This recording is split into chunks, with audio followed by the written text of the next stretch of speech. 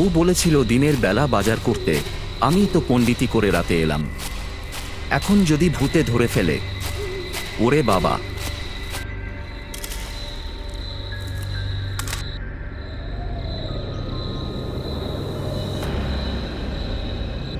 W, মাছ দিবি?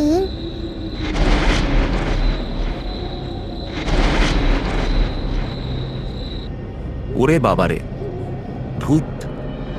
বাঁচাও! আরে অত চিৎকার করিস কেন? মাছটা দে, খুব খিদে পেয়েছে।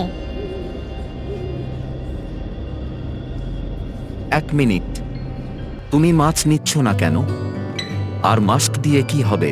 আরে গাবলু, যুগের সাথে তাল মেলাতে হয় না? মাছের যা দাম, ওটা তোকে দিয়ে দিলাম। আমি তো এখন হেলথ কনসাস, আগে হাত স্যানিটাইজ করি, তারপর তো তোর মাছ খাবো। ওহ, তাহলে তো তুমি শিক্ষিত ভূত।